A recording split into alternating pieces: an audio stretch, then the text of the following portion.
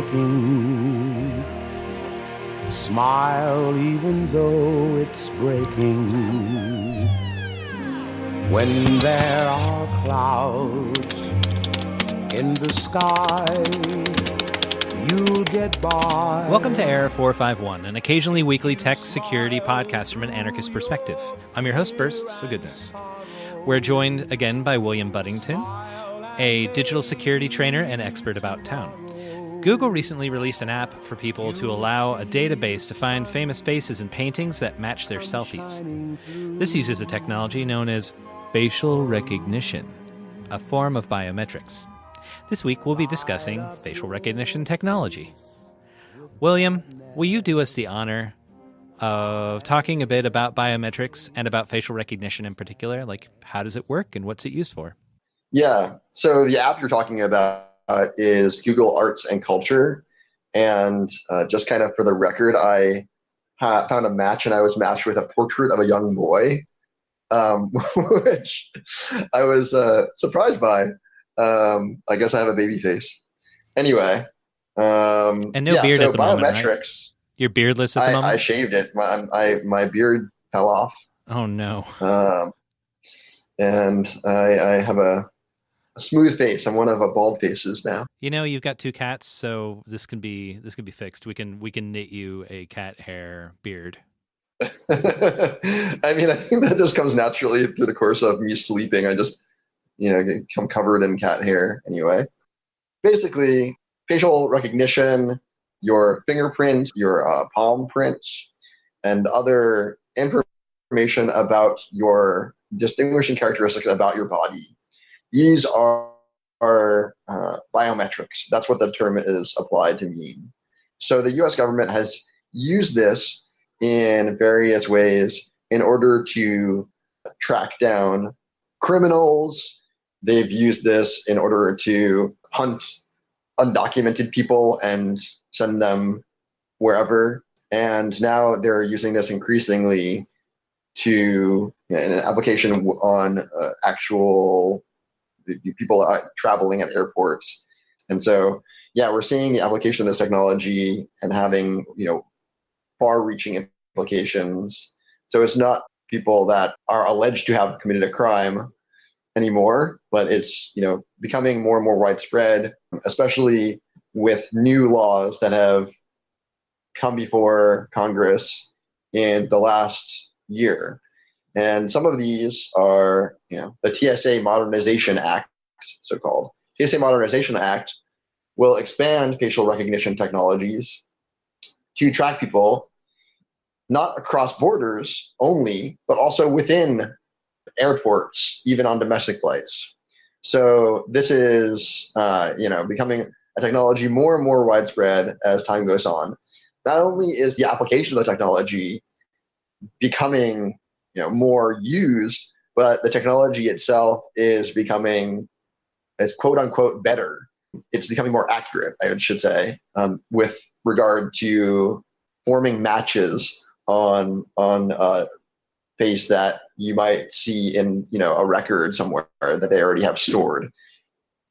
Yeah, these are worrying for privacy, for the rights of anonymous association, and in general, for us to have a free society for whatever's left of that. It's a free country. This year, an element of the USA Patriot Act that came up before Congress for funding has focused on the collection of biometric data in U.S. airports as related to immigration and overstaying visas. You've mentioned it's been applied to those things. And this is something that has been written into the Patriot Act from the beginning, but maybe the specific modernization of it is what they're calling the specific step forward. But it's been argued that facial recognition is the form of biometrics that's least intrusive to the madding crowds. Many civil libertarians have been concerned about the collection and databasing of everyone's images for databasing. And what will happen to this info? In particular, for mostly U.S. legal residents who are passing through those airports where it's going to be implemented. What is the civil libertarian argument about the protection of personal information that can be collected without contact, like video in a public place or in a, like video cameras are ubiquitous, right? So how does this differ really from just having cameras everywhere?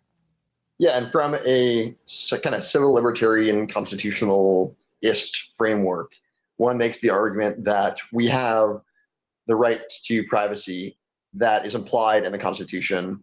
We have the right to anonymous association, the right to travel. These things have been derived from case law over the last century, the last half a century, really. In various cases, there's the NAACP versus Alabama, and that's the right to anonymous association.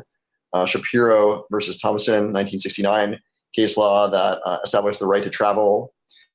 So there is a precedent for anonymous travel within the U.S. and throughout the world for U.S. citizens. That's kind of the constitutional argument, libertarian argument that's used to say that these technologies are going to suck up user information. They're going to put them in huge databases, and that infringes and impedes on these fundamental rights, which, you can kind of see. I think that civil libertarian arguments are useful in a context of trying to establish precedent and trying to push back upon the state's encroachment into our personal lives in all aspects. I would kind of, in a more, I guess, objective or more like a nuanced way, as like the encroaching totalitarianism that we're facing. That's kind of a different argument, but I think a more radical one, which is to say that the state's encroaching on our lives,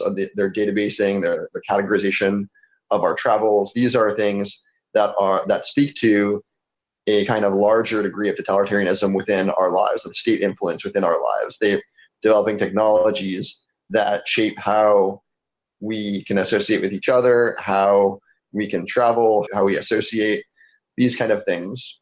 So these are, two related but different arguments.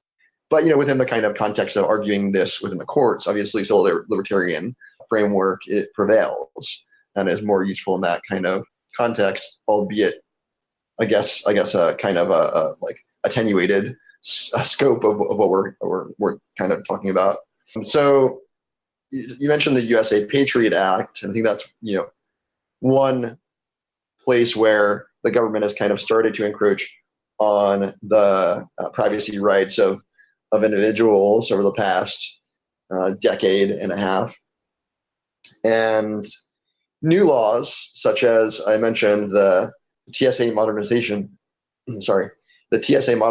Act, and also the Building America's Trust Act, which I kind of find a little bit of a funny name because it implies that America has no trust currently, which you might wonder why. It just needs a little work. Right. Yeah. It just needs to get built up, by apparently categorizing people as they cross the border. And this applies to U.S. citizens and non-U.S. citizens alike. So this is a bill that's up before the 115th Congress. It was introduced in the Senate in August, and it proposes basically collecting biometrics on border crossings and at airports from U.S. citizens and non-U.S. citizens alike. So this, in combination with a TSA Modernization Act, it has this potential to basically collect as much information on our ourselves, or whether it be from facial recognition technologies or from other biometric identifiers as possible. So yeah, that's kind of what we're starting to deal with. And of course, these technologies are all new, right? Facial recognition hasn't been reliable very much until very recently. And it's still, in some cases, very unreliable. We've seen the bias that these algorithms can exhibit. There's been cases where the Microsoft, I think it was, facial recognition technology was driven by like a data set that was kind of feed data so that these algorithms have to be trained on some amount of data first before they're applied, right? It has to have a set of faces that you can check against. And because these set of faces were predominantly white faces, the seed data was predominantly white faces that it was trained on, then the outcome was that these algorithms would actually make kind of racist assumptions about people that are not.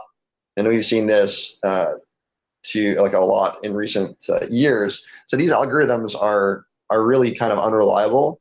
They're just starting to get more reliable, like better, so-called better, in recognizing faces and recognizing what a human from a cat or these different kind of things. And so as the technologies are getting more accurate, the application of these technologies are starting to become used by law enforcement, by customs and border protection, quote unquote, by TSA.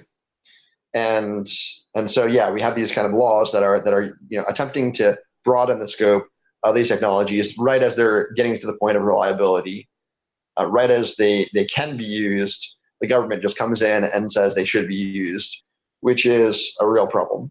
I fell down a wormhole when you were mentioning that. I found an article from 2015 about Google Photos tagging 2 African Americans as gorillas using the facial recognition software. And it's kind of like problematic about like question is like, is that because of the focus, or did some programmer get in there and be like, I'm a racist, I'm going to make this actually apply in this manner? Yeah, I don't know the details of it, but I was aware of that case. And I think that this, has, kind of gets into algorithmic bias in general. And when people kind of just assume that it's an algorithm, so how could it be faulted? It's just math. And that's a really kind of problematic mindset, because algorithms are rife with human bias. They're rife with a programmer's bias, as you mentioned. They're rife with problems in seed data. They are often used to supplant laws in a lot of cases. So, for instance, to supplant like actual evidence, the general judgment of people. So, like, you have mandatory sentencing guidelines that are used based on a predictive algorithm for recidivism, for how likely someone is to commit a crime again. And as ProPublica found out in a study last year, these algorithms are extremely racially biased and will show that someone who is African American will have, based on nothing but their skin color, will be shown to have much higher rates of recidivism. It's actually illegal to ask someone to actually build a racial bias into these algorithms because of discrimination law. So what they'll do is they'll use questionnaires before coming up before the judge in order to see if they were eligible for early release or et cetera. And they'll use questions. Some of the questions are, for instance, has anyone in your family ever been convicted of a crime? Mm-hmm. Do you live in a high crime neighborhood? And these kind of questions aren't directly asking your race, but what they're doing is they're proxies for race, because African Americans are disproportionately living in because of the over policing, for instance, so-called criminal justice system. Because of over policing, because of criminalization of Black bodies in criminalized neighborhoods, are living in so-called high crime neighborhoods. And so you have this as a proxy for race, even though they don't actually ask, are you African American or not? And don't use that directly as a question on these questionnaires. So it's really problematic. And I guess that kind of is a tangent to biometric data, but it kind of feeds into this whole idea of algorithmic bias, which facial recognition in policing definitely has.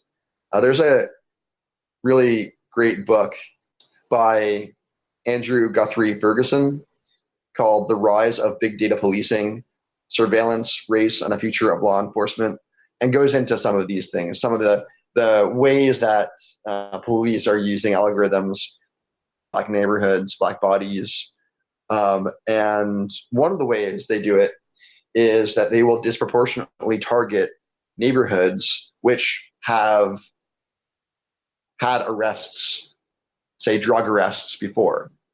So they use the seed data of drug arrests to populate a map to determine where to target their policing efforts next. And then they go into those neighborhoods, make more arrests, and then that is in the next iteration used to, as seed data to again target those exact same neighborhoods. So it's a self kind of perpetuating reinforcement cycle that is used in this case in order to kind of promote already systematic violence and systematic racism in policing.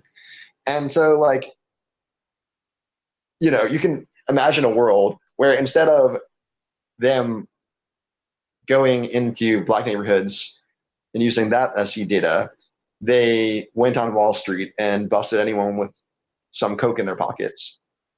And that will be used as seed data to actually kind of, all these billionaires that are on Wall Street that are actually, they're using cocaine, they'll be busted. So the next iteration that, they'll have a reinforcement mechanism that actually targets not black bodies, not black neighborhoods, but the, rich and wealthy on Wall Street.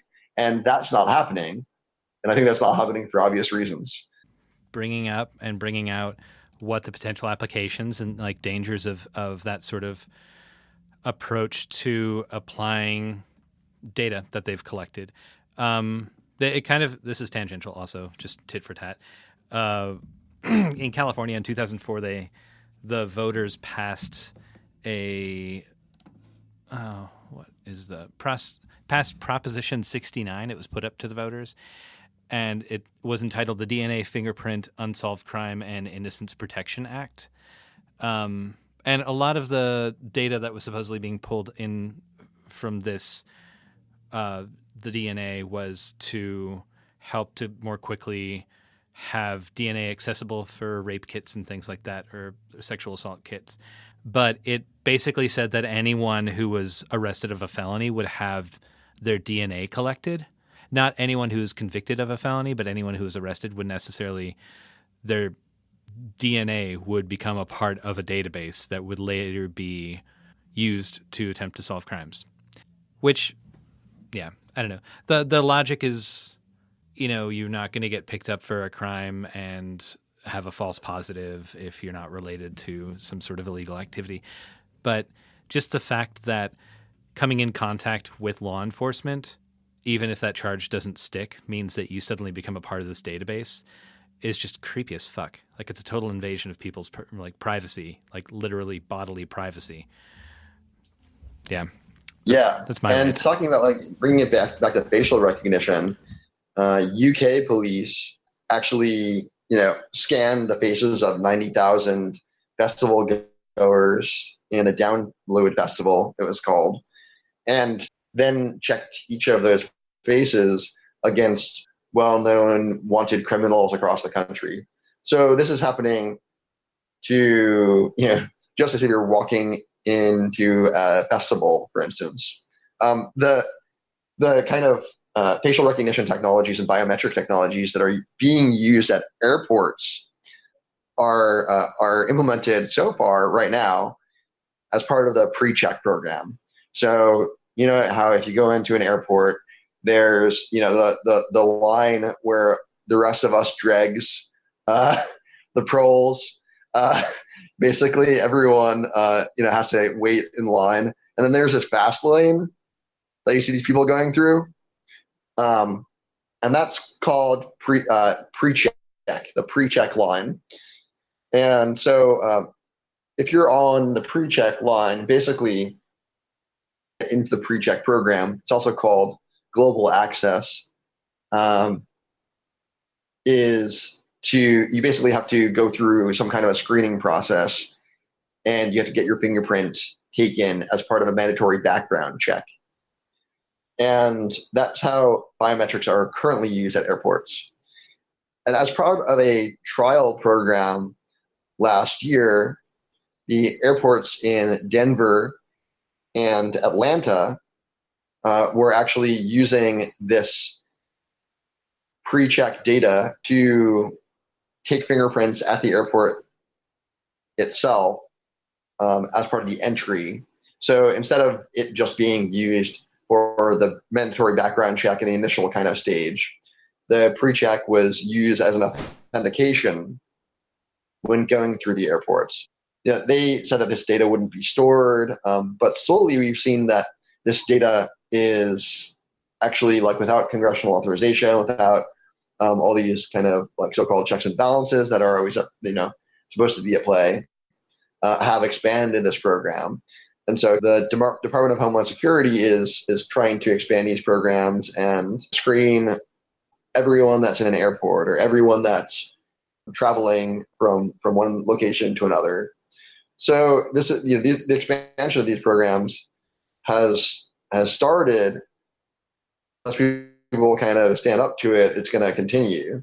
So the vendor that runs the pre-check program is a company called Idemia, and they run this program pre-check at airports, but they also offer this kind of expedited entry program for concerts and stadiums across the country.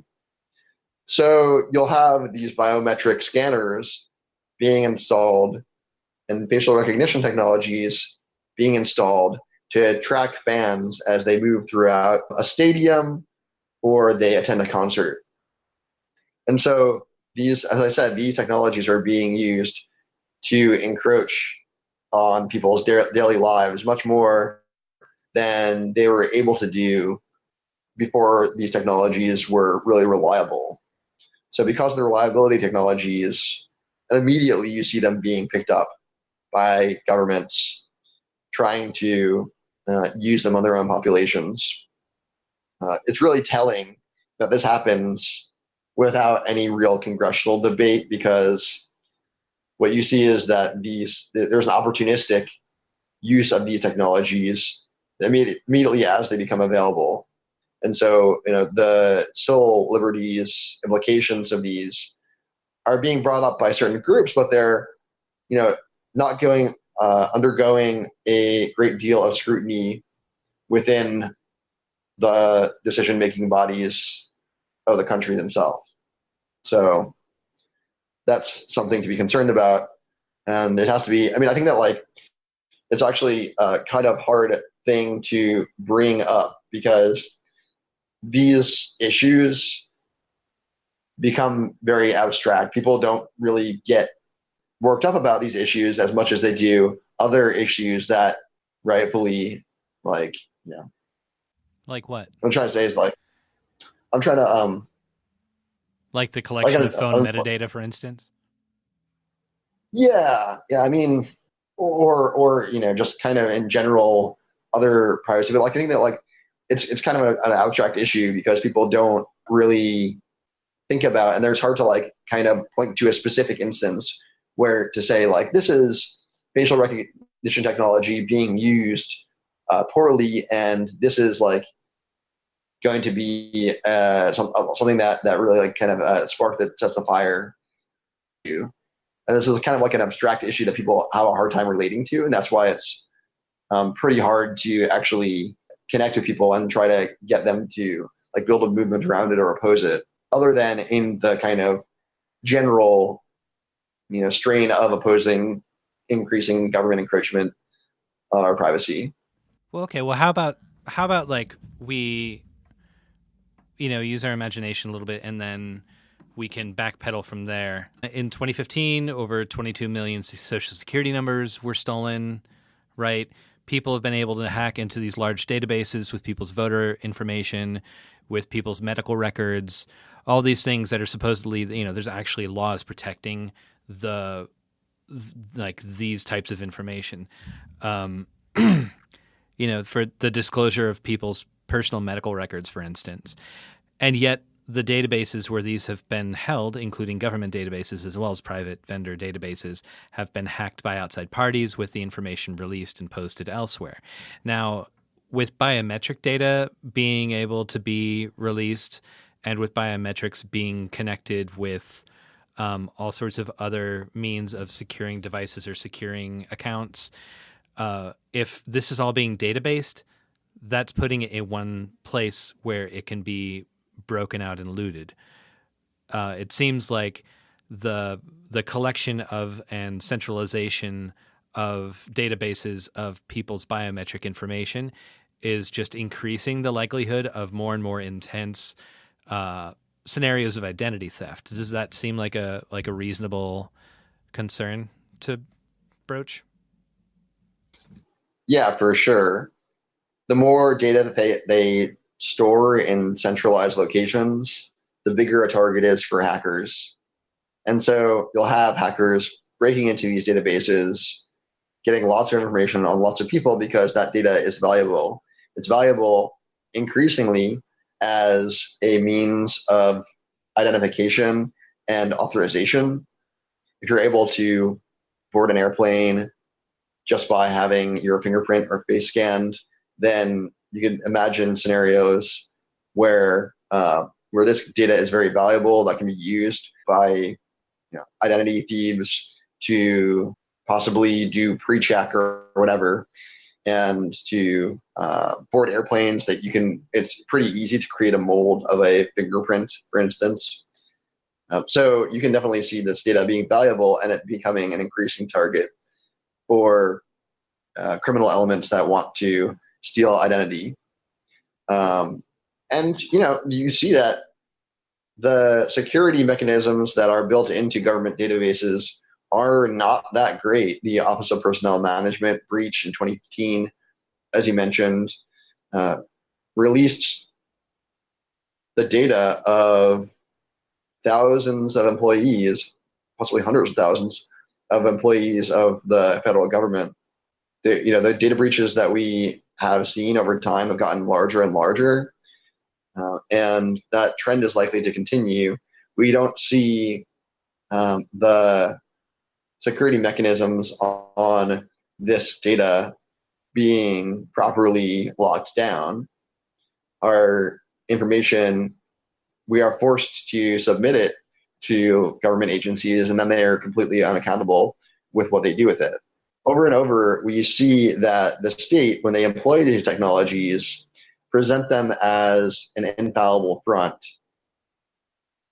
But the infallibility of it is only based on their monopoly on force, on the fact that we have identification of a face, and then you come in with like a SWAT team, and that looks like they can present an argument that's an infallible kind of process that brought them to criminalize this person.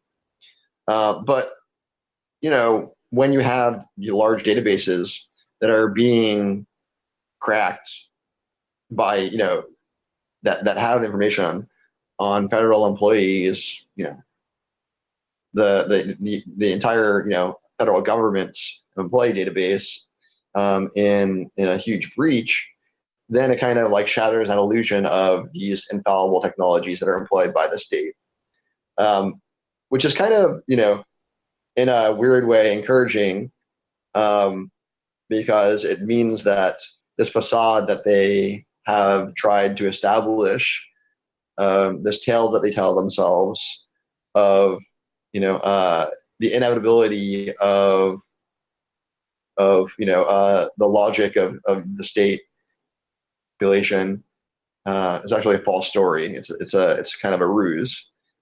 But in this case, they don't employ the proper protections on our own data that we're forced to give them when we, say, board an airplane, when we attend a concert, when we go to a sports event.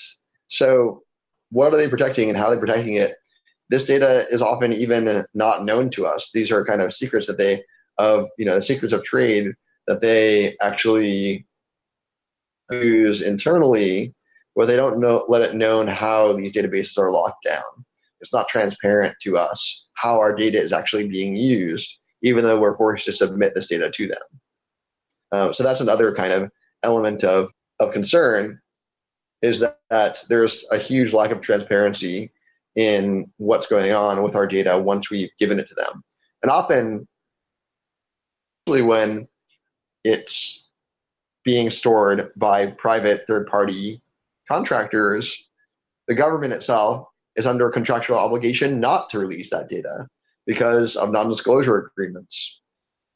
State Freedom of Information Act's requests and federal Freedom of Information Act requests have been denied because of NDA agreements that they were forced to sign. For instance, in New York, the teachers had to go through this value-added system where they were ranked based on the performance of their pupils. And if pupils performed poorly, the teachers could not be given a raise, could be penalized or fired. And the thing is that this is a clear proxy for class. So if you have a pupil who is of a lower economic status, then they will, not perform on average as well as someone who is of a higher economic status. And so this, basically who is being used, teachers that were teaching poor kids. And when there was a Freedom of Information Act request filed on how this process works, because it was behind an NDA with a private third-party contractor, they couldn't actually look at how that data was being used.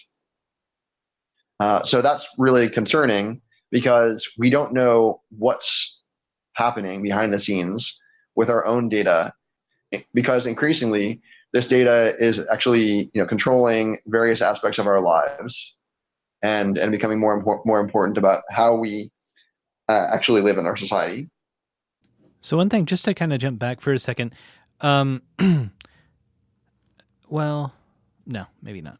So we've talked about a few different applications that the government uses for collecting, or why they would collect facial recognition data. Police forces have been using them, for instance, you mentioned to track down people allegedly guilty of crimes, to determine also the identities of people participating in street demonstrations is another thing. For instance, I know, what was it, J19 or something like that? There was a massive demonstration in London in '99 in the summer, the Carnival Against Capitalism. And London being one of the most surveilled cities around the world, a few years after the demonstrations where people swarmed through different parts of the financial district causing havoc and chaos of various sorts, various and sundry and joyous sorts. A few years later, people started getting arrested based on facial recognition from cameras all around. I think a lot of that was, considering how long ago it was, a lot of that was probably actually officers going through databases and comparing photographs. But with that sort of ubiquity of cameras everywhere, it seems like that would be a much more likely scenario. A few years back in Asheville, there were street demonstrations in response to the police killing of Jai Williams, arguably an unarmed black man who was killed at the Deaverview Apartments by an officer. People received warrants in names matching Facebook accounts within a couple of weeks afterwards who had participated in some of the street demonstrations, the unpermitted demonstrations where people took the streets. Some activists have speculated that the police just sat there and matched photos posted on Facebook with tags that people had done, like tagging accounts, to accounts, and that they filed the warrants based on the information provided on the social media platform. But have you heard about this sort of thing being a common practice? And is there, like, I've heard that Facebook has a specific login ability for law enforcement where they can get access to information from people's accounts without warrants. But is facial recognition off of social media a pretty common practice that you know of? Yeah, and it's also something that they encourage with their real names policy. So, for instance, you'll see when you log in who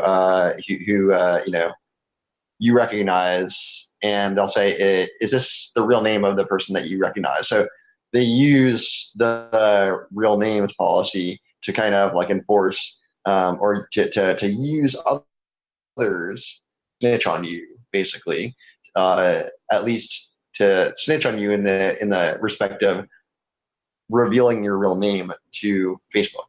And so, yeah, Facebook is, I mean, true to its name, kind of become a platform for law enforcement. And it's really kind of true that, I mean, in the past, law enforcement has used manual matching type, basically taking photos that were seen or taken on a site of a crime and manually matching them against a criminal database by officers just going through photos and seeing who they think this person matches up to. But now this is kind of coming under the rubric of facial recognition algorithms. It's really concerning. A study by researchers at Georgetown University's Center for Privacy and Technology estimates that about half of American adults, 117 million Americans, are in some kind of a law enforcement face recognition network, as they term it. So, it's either accessible via a police database or a database by some contractor that the police can readily access. And yeah, this is, it just goes to show that this is not just a technology that's used against potential criminals, but it's actually, reaching into the ganglia of social life in the U.S. Kind of argument against this goes, well, this is really bad because if you authoritarian use this, then it can be a real kind of problem for those that oppose those authoritarian regimes. But as we've seen,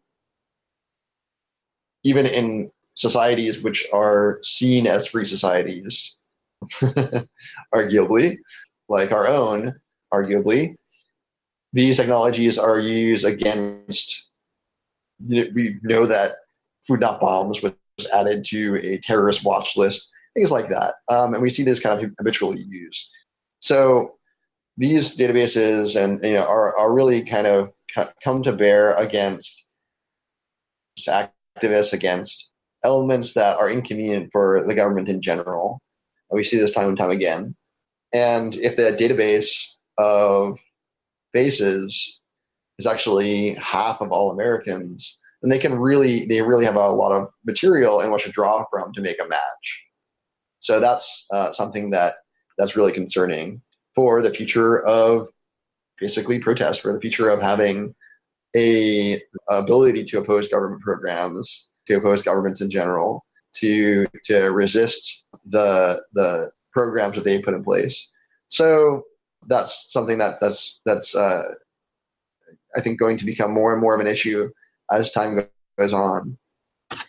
One of the really concerning technologies that they have been exploring in general, researchers have been exploring, not so much as far as I know, police, has been something called disguised face identification.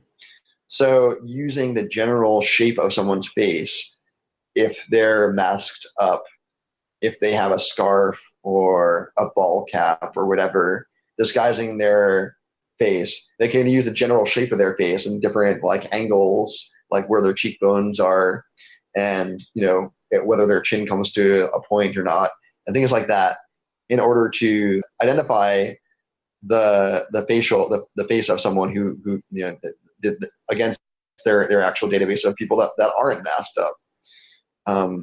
And so that's something that is really going to be something of concern, and something that those that wish to be anonymous at protests have to kind of think about and formulate strategies in order to counter. I think there are some strategies that are promising in that respect.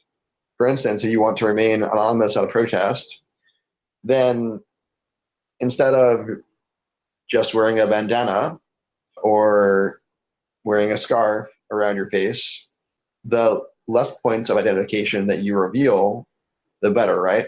You can actually put on goggles, or, the more kind of disguised you are, the better in general, in order to counter the shape of your face kind of things. Use something like a no face chrome mask. And this is like a thing that basically you can see out of, but when someone looks at you, it just reflects back. A neat little technology that those that wish to be anonymous at protests can utilize in order to counter some of these facial recognition technologies. There are also kind of other interesting projects, which I think are more art-oriented than practical. There is this artist that develops these fabrics that are used to trick or used to confuse facial recognition technologies. He's a Berlin-based artist and technologist, Adam Harvey. These bandanas that kind of might look like small little bits of faces that really kind of confuse the facial recognition technologies that are employed. I think this is kind of interesting as a piece of art, but it might, under practical strain, not be that great as a subversion technique, because a computer can just say, I'm confused, and then refer back to a human to actually do the identification. Whereas if you use something that, you just can't actually get useful data out of, like a face mask that covers your entire face, then that might be a more practical solution.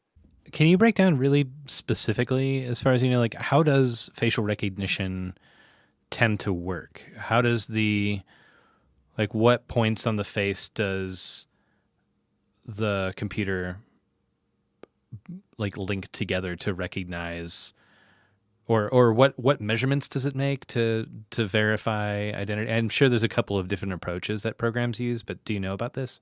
Yeah, and I think that's a really complicated question, because one thing that we know is that humans are really good at identifying faces. When we look at each other, we can immediately identify someone that we know. If you're looking in a crowd of thousands of people, then it's actually really, the human mind is really quick at picking out people that, oh, I know that person, that person, that person. So it's kind of I would call evolutionary trait that we have developed in order to kind of survive in social groups, right? And because we're optimized to do this in some way, it's taken a long time for computers to get there.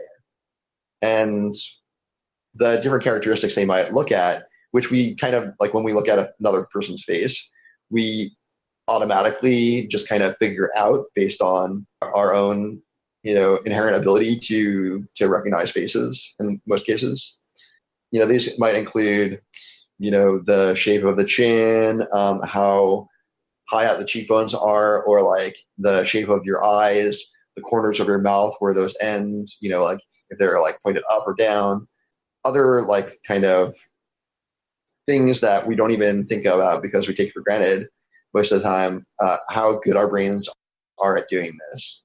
And so do this, I think, is a really kind of complicated question, because it means that we have to break down every way that the human brain has been optimized to kind of think about this problem, to think about how we recognize others. So that's something that computers have just started to get better at. And I think that like this is one of those cases where the technology is used for evil, but you can imagine it actually being right. You know, if you are going through footage of an event and you want to anonymize people, then what better way to do it than to know where the faces actually are? So you have a computer program that could identify faces in a crowd and then just, you know, smear them like automatically before it's actually uploaded as footage, you know, in a news story or whatever. So this technology, as in most cases, the technology is really neutral, but the way that it's used is developed and pursued along lines which increase the ability for surveillance to happen. And so that's kind of how it's being pursued and how it's being used. So it's interesting that you mentioned what was the name of that German artist? Yeah, his name or the artist is based in Germany. Yeah, he had done some really interesting things with making a burqa or a sweatshirt, like a hoodie that incorporated material that would like diffuse heat patterns in case someone was looking through a drone or something like that at someone. It would sort of invisibilize the portions that were covered by that material. He's also done Faraday cage pockets on sweatshirts. It's all kind of like, expensive and seems like high fashion more than actually applicable in a lot of ways, but kind of cool design ideas. Yeah, I mean, I think that like a lot of these things may start as kind of interesting surveillance fashion, but then people, maybe this artist, maybe other people, find applicability in it and are able to develop something new that uses the previous iteration for more practical purposes. So that's kind of something that, you know, I think is useful. I think that like a lot of the kind of stuff that Adam Harvey is doing is used to, you know, not necessarily practically obfuscate your face if you're like doing a crime or something, but you know, because if you're, you know, if there's footage of you doing a crime, then you know there's like the obfuscation of faces because you're wearing a bandana. They'll just kind of black out the bandana, and then they'll use a human to see, to kind of try to recognize who you are. But a lot of it is kind of like, oh, that's interesting. It kind of makes you think about how we recognize faces in photos, you know, just by ourselves and with our own brains, and you know, brings up interesting kind of questions about the role of surveillance in general. So I think that like that's his focus in general. Yeah, and he's spoken at the Chaos Communication Congress. It's more of a like kind of interesting technology project than a practical use in keeping anonymous. I'd also seen reports that different sorts of, and this might be the same kind of thing with like practicality, or they would just like swap out once a computer can't figure out where the face is, then swapping it out for a human being, which at least, you know, it's giving someone a unionized job. That's pretty cool, right? Full employment. But different makeup patterns for obfuscating Hair, hair, a second nose, 15 eyes. Yeah, I mean, but some of this stuff is you know, available at makeup stores or at you know, costume shops, you know, so right. Things that do change the shape of your face. And I'd prefer if we don't talk about doing crime, but doing freedom, please, or a crime called freedom. So when doing freedom, suggestions, I'm just saying, if one wishes to do this, yeah, hypothetically, hypothetically. But so there is another method besides makeup that I'd heard about where For infrared cameras, the application of lights from different angles that might obscure the camera's ability to recognize your face. Is that an approach that's actually practical when dealing with infrared cameras? So there are some cameras which are blinded by infrared light. There are like hats that are sold that basically blind a certain array of cameras. But that means that there are other cameras that aren't going to, they act more like the human eye, that aren't going to be blinded by this. So I think that your mileage may vary when it comes to like infrared blinding flashlights, which is what a lot of these kind of things amount to. Okay. Is there a good place in your estimation for people that are curious about the advancements in this kind of technology and pushback? Is there a good place for people to put their attention? Are there any good groups? I know the ACLU covers topics like this. I know the Electronic Frontier Foundation at times has been known to make statements on things like this. Yeah, I think that the EFF blog is a great place to kind of look for the latest in how the technology is developing, Syrian point of view. This is something that EFF tracks very closely and writes about quite a bit. So yeah, that's somewhere that you can just go to EFF.org and check out. And yeah, and in general, I think that like there are other sites that are a little bit more kind of, I guess, on the hypothetical, theoretical edge of things. I think that like, a lot of times when interesting, technologies, privacy and, human rights, or whatever, these kind of things will show up on blogs like Boing Boing. Boingboing.net has a lot of like really kind of interesting ways in which emerging technologies are used, and with a focus on privacy and security. So that's another kind of place where you might find some of these emerging technologies. Mad shout out to Cory Doctorow. What? Yeah. Have you read Walk Away? No, that's the newer one, right? Yeah, it's pretty entertaining. I didn't finish it. It was a very big book, and I got distracted by other things. But what I read was about half of it was quite entertaining. I'm trying to remember this one site. It's like the Futurist, or like is it singularity2050.com? The Futurist. Whoa! Was it the album by Robert Downey Jr.? Released in 2004, called The Futurist? I had no idea. I don't believe it was. Oh, he's so pouty on the cover. Robert Downey Jr. had an album? Yeah. I don't know if it's from Sony Classical. Yeah. He had a song play during his 2005 film Kiss Kiss Bang Bang. His song Broken played at the end of it. During the end. Yeah. Wow, The Futurist. He's got a song on there written by Charlie Chaplin. The hell?